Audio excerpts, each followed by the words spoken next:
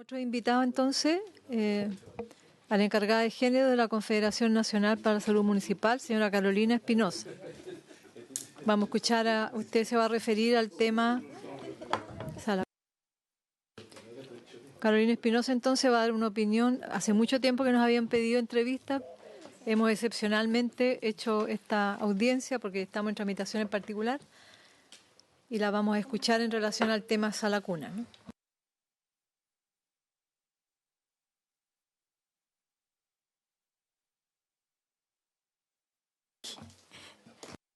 ¿Está prendida? Ahí está prendida. Bueno, saludarlas. Mi nombre es Carolina Espinosa y soy dirigente nacional de la Confederación de Funcionarios y Funcionarias de la Salud Municipal en Chile.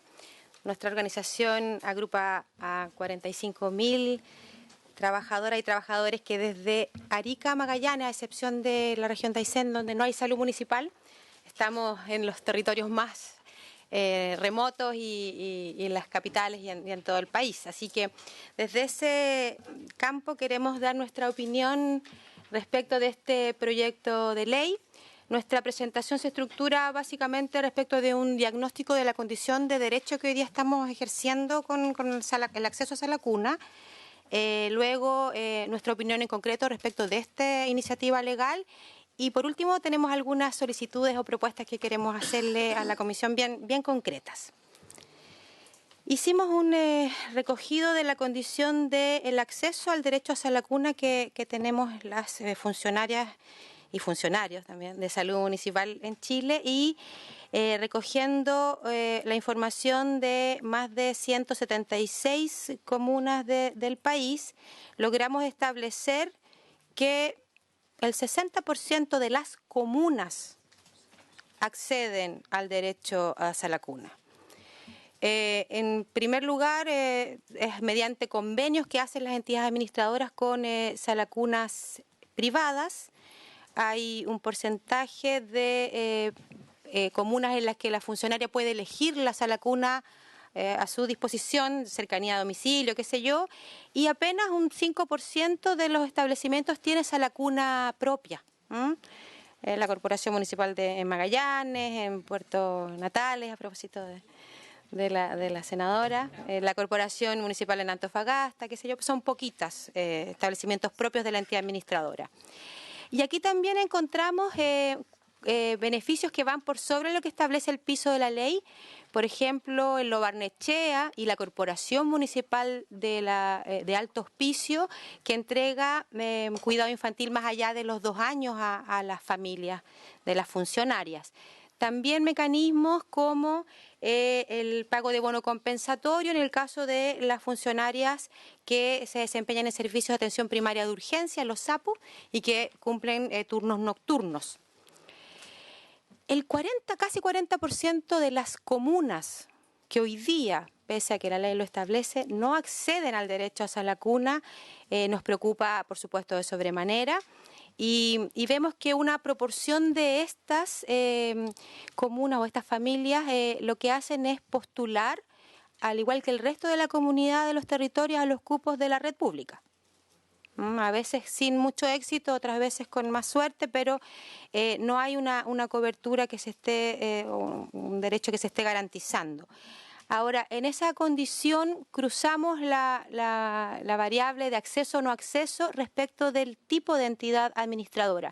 La atención primaria de salud municipal está organizada en los municipios bajo la dependencia de los departamentos de salud municipal y también bajo la dependencia de corporaciones de salud municipal.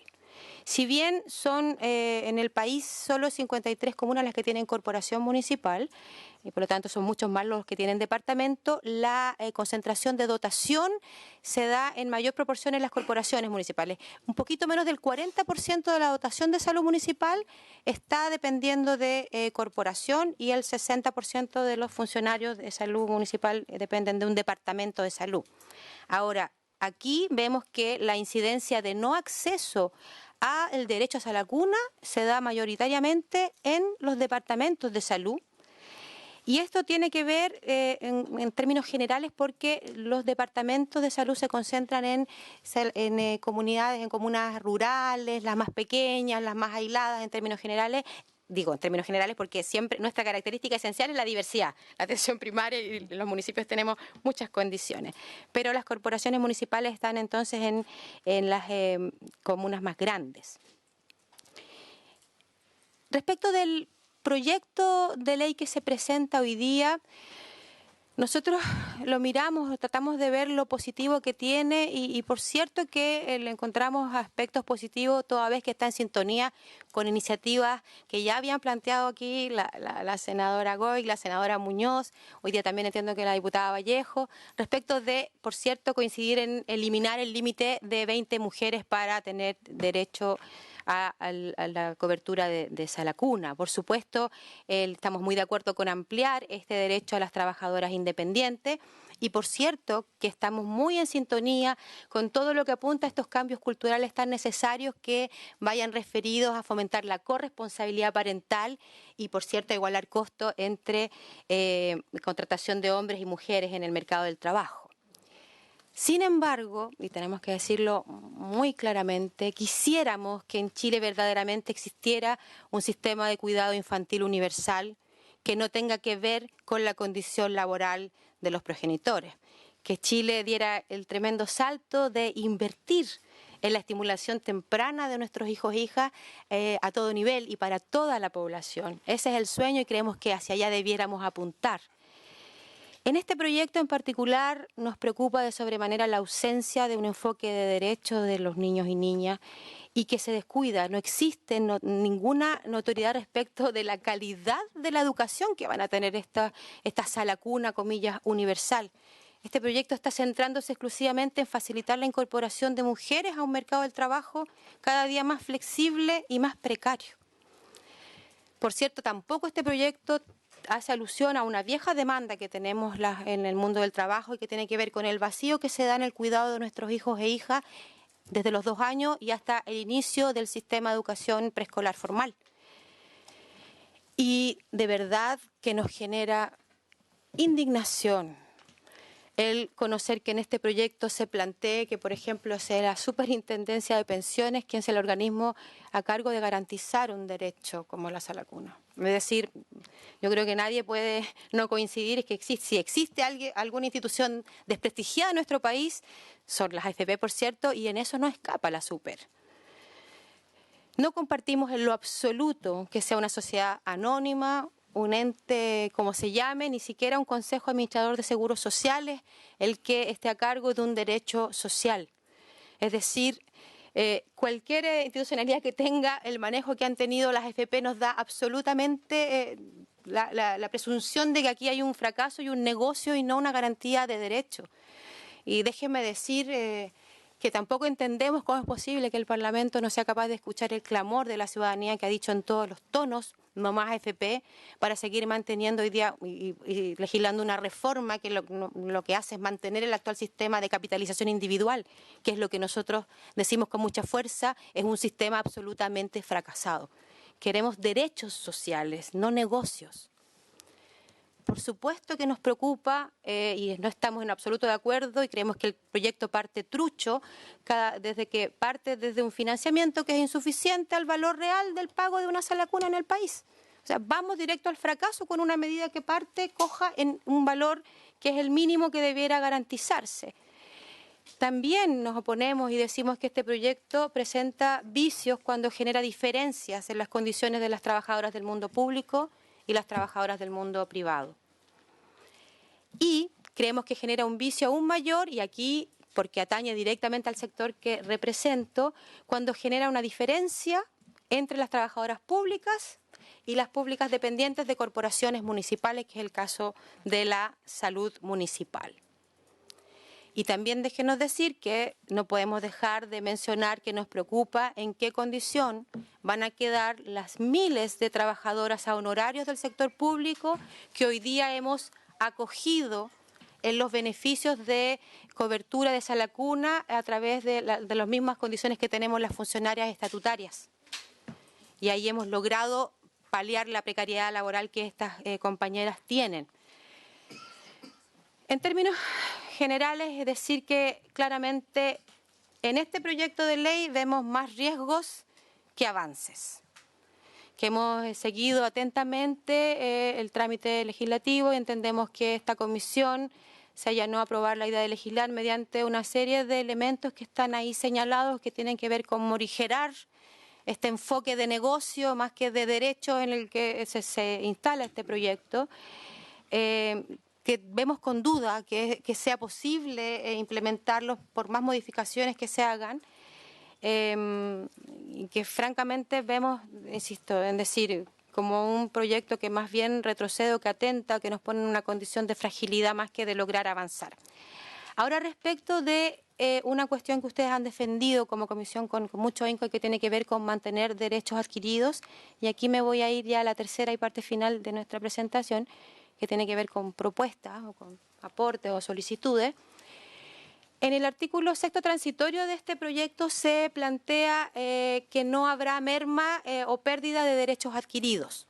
¿Sí? Y por supuesto nosotros en eso estamos muy de acuerdo, ¿no?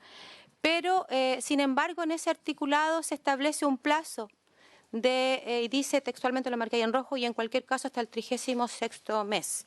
La verdad es que si el espíritu de la ley apunta a que no haya merma, que no haya pérdida respecto de beneficios que estén por sobre el piso que establece la ley, no creemos que debiera haber un plazo acotado, porque de hecho en algunas corporaciones municipales de salud tenemos beneficios de Salacuna que van más allá de los 36 meses, y por lo tanto creemos que con borrar eso por lo menos podría morigerarse o mejorarse este sentido de mantener derechos adquiridos.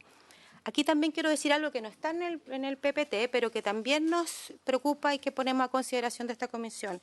Y es que hace algún tiempo hemos tenido jurisprudencia que permite generar un bono compensatorio a la Salacuna cuando hay una situación de salud fundada que requiera que los hijos e hijas estén al resguardo no en Salacuna, sino que en el hogar. ¿Cómo queda eso ahora? O sea, no queremos perderlo porque son casos que existen. Así que también hay algunos dictámenes que hacen referencia respecto de situaciones excepcionales en las que el beneficio se entrega mediante un bono compensatorio, y eso esperamos que sea resguardado para poder otorgar el beneficio en estas condiciones excepcionales. Y como última propuesta o solicitud, plantearle algo a la comisión que tiene que ver con nuestro sector de salud municipal. Nuestro sector, como usted les comentaba, tiene esta doble dependencia, que más o menos el 40% de los funcionarios y funcionarias somos de corporación municipal y el otro 60% de departamentos. Nuestro diagnóstico arroja que la condición de Salacuna, del acceso a Salacuna hoy es mejor, en términos generales, en las corporaciones, a la inversa, en los departamentos de salud, comunas más pequeñas, hay menor acceso, hay dificultad, hoy día familias que no están teniendo derecho a Salacuna, y sin embargo en esta iniciativa legal se plantea exactamente lo contrario, en el sentido de que los departamentos mantengan la condición actual y sean las corporaciones municipales las que se rijan por esta actual normativa. ¿Se entiende lo que digo? Entonces, ¿qué venimos a plantearles? Que se genere, que se redacte, que se modifique. Privadas no están bajo el estatuto del sector público, son contratos. O sea, el contrato que tienen las funcionarias de salud municipal son funcionarias estatutarias, independientemente de que dependan de la corporación. Por ejemplo, la comuna de Arica es departamento de salud y los funcionarios están regidos por la 19378, que es nuestro estatuto. Las funcionarias de Magallanes y Puerto Natales son funcionarias de corporación municipal y también están regidas por la 19378, estatuto administrativo de salud primaria. Y en este proyecto de ley se plantea que las corporaciones municipales estén bajo esta fórmula nueva y los funcionarios públicos se mantengan mediante la forma que establece el artículo 203 del Código del Trabajo. Y el diagnóstico que nosotros tenemos de la condición es que hoy día es justamente en las corporaciones municipales donde tenemos un estándar mejor de condición de cuidado infantil y tenemos un 60% de comunas que no está teniendo, perdón, un 40% de comunas que no está teniendo acceso a la cuna hoy día, que son departamentos de salud municipal.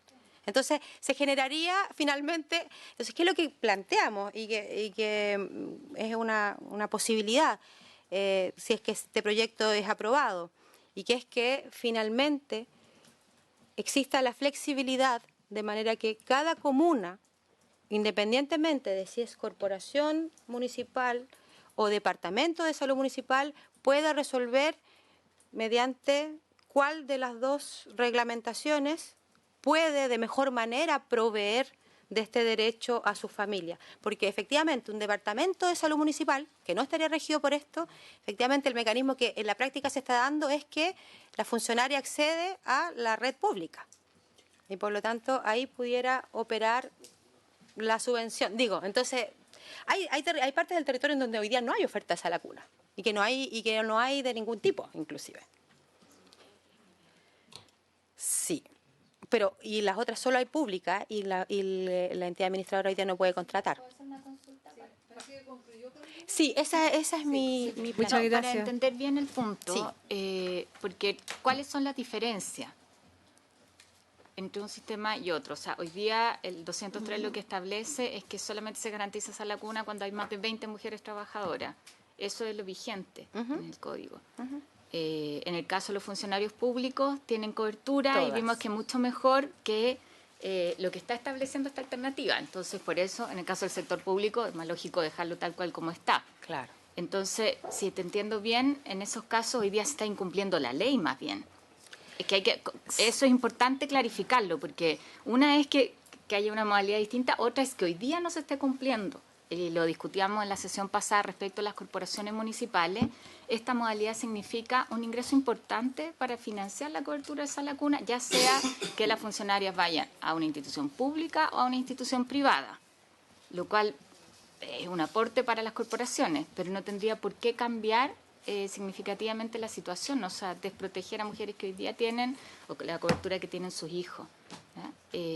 Ahí, por eso yo creo que es importante entender bien y clarificar solo algunos puntos, porque este proyecto efectivamente lleva un largo tiempo en tramitación, pero eso ha permitido cambiar varias cosas, que además eran objeciones que teníamos, dudas, varias de las cosas incluso que están planteadas las hemos ido resolviendo, o sea, desde el copago inicial que estaba planteado y que finalmente se elimina porque seguía siendo una carga sobre la mujer y discriminatoria, a la continuidad después de los 2 años, que exista prioridad en eso para los niños, que la Superintendencia de Educación Parvularia tiene la tuición respecto a lo técnico y hay un criterio que garantiza la calidad, el reconocimiento de los establecimientos educacionales que prestan el servicio a la cuna, o sea, no es cualquier servicio a la cuna, como para que quede claridad sobre eso.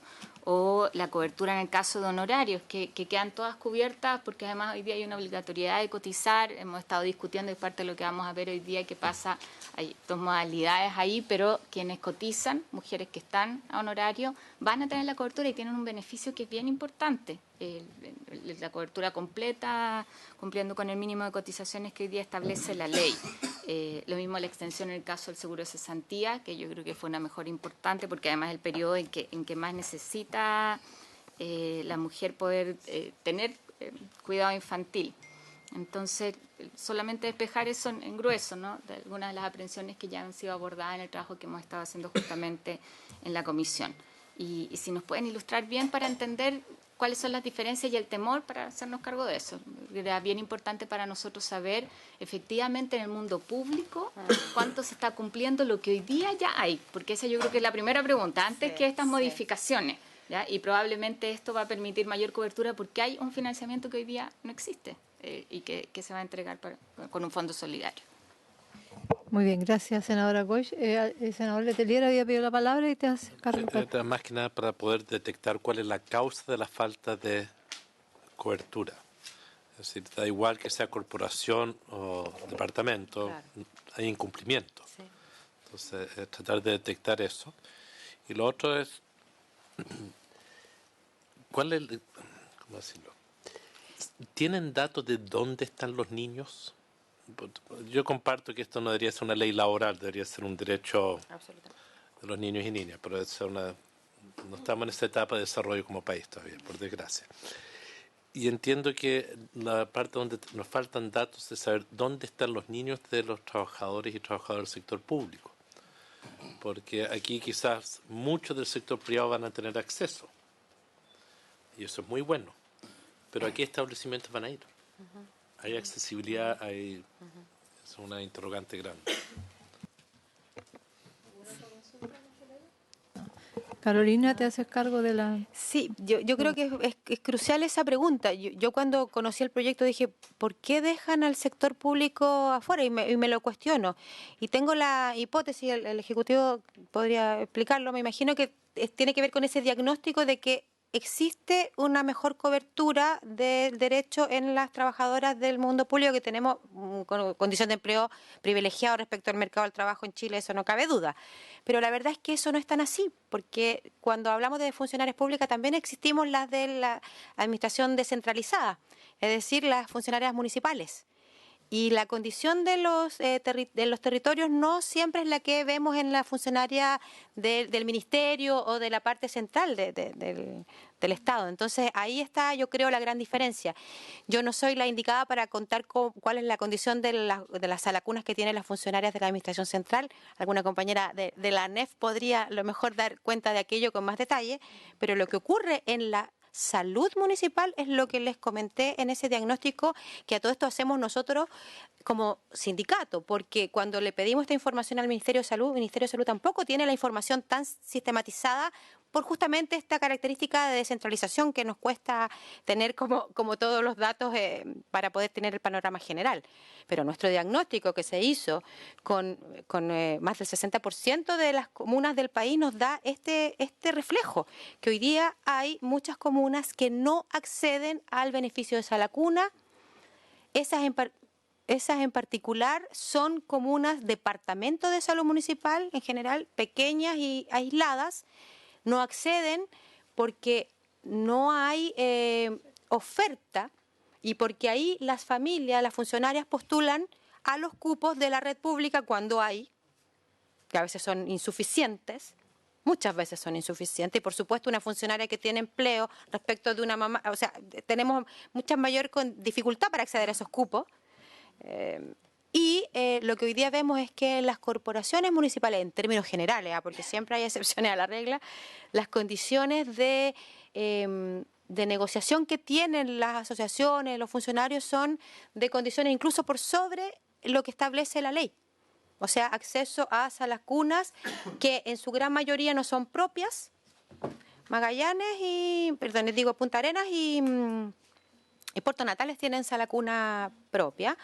Pero esas son las menos, el 5%. La mayoría lo que hace son convenios con salacunas privadas y, por supuesto, están hoy día pagando 350. Incluso hay comunas que le permiten a la funcionaria elegir su propia salacuna según su mejor acomodo, digamos, y pueden elegirla cerca de su domicilio y no tienen algunas ni siquiera tope de pago. Y muchas corporaciones o departamentos que pagan subvenciones de bonos a la cuna, obviamente pasa todo por una regulación, porque hay que certificar que es una sala cuna reconocida y toda una formalización, pero son pagos de 400, 500 mil pesos por hijo. Si hoy día consideramos cuánto es el 0,1% de las remuneraciones que pagan las corporaciones, nuestra cuenta es que hoy día con eso los empleadores se van a estar ahorrando dinero de lo que hoy día gastan respecto de pagar derechos a la cuna. El estándar, según la cuenta que tenemos, es que estamos abaratando lo que hoy día tenemos en donde se provisiona el beneficio. Y también tenemos el drama, que es donde no tenemos cobertura y que hoy día es una teoría de derecho porque familias no están accediendo a sala cuna. Entonces, yo no sé si con eso me explico en términos de que con este proyecto de ley, a nuestro entender, nos regiría derecho a sala cuna como establece hoy día la actual normativa en los departamentos de salud municipal, que son alrededor del 60% de la dotación de nuestro sector. Y le regiría a la corporación municipal, es decir, a los funcionarios de atención primaria de salud municipal, que somos más o menos el 40% dependientes de corporación, esta nueva nomenclatura o esta nueva forma bajo este proyecto de ley. Y sin embargo, es el sector de departamento el que hoy día no está teniendo acceso, por lo tanto no habría una solución al problema que hoy día tenemos de no acceso en estos territorios más aislados. Pero también se podría precarizar ese derecho. Y se precariza, de hecho, en las condiciones de las corporaciones, porque las corporaciones tenemos condiciones de beneficio de pago de salacunas muy por sobre lo que este proyecto está planteando. Este es el resguardo de los beneficios adquiridos, que es un tema que tenemos que abordar. Y para, no sé si hay más preguntas, pero me gustaría como terminar, ¿sí? A ver. Vamos a dar la palabra última y vamos a abordar solo para el reafirmar, proyecto. si es que no están cumpliendo el beneficio porque no hay una sala cuna, porque no hay oferta, o porque es importante eso para ver en la modalidad del proyecto. ¿Por qué no se está cumpliendo hoy día? Que es lo que preguntaba el senador Letelier. O si no lo tienen identificado o no. Tiene que ver con que no hay oferta en el territorio en cuestión. Y porque el cupo de la funcionaria no existe en el fondo, y cuando accede bajo ser vecina del territorio, no por el derecho a ser trabajadora. Y en ese sentido, cuando compite, queda fuera. Vamos a concluir aquí. Yo doy ejemplo en la comuna de Montepatria, donde la funcionaria de salud no tienen dónde llevar a los niños. No hay derecho. Entonces, hoy día, claramente no hay oferta. yo solo para terminar, sí, senadora, al breve, porque tenemos que abordar el proyecto. Solo quiero insistir en decir que nuestra solicitud tiene que ver con eliminar el tope de 36 meses en el articulado que busca garantizar y ahí incorporar la condición del bono compensatorio o de qué manera se va a garantizar que el bono compensatorio en casos de problemas de salud del hijo se pueda mantener en el beneficio y para el caso de la atención primaria, que es nuestra condición, que la verdad es que este proyecto así como está, en que se nos deja justamente al revés de la posibilidad de mejorar el acceso, y por lo tanto entonces solicitaríamos que se flexibilizara y que cada comuna pudiera, de acuerdo a su propia realidad local, ver cuál es la fórmula legal que le permite brindar este derecho a sus familias. Nos queda muy claro. Muchas gracias, Carolina. Vamos a terminar acá esta ronda de audiencia con nuestros invitados e invitadas.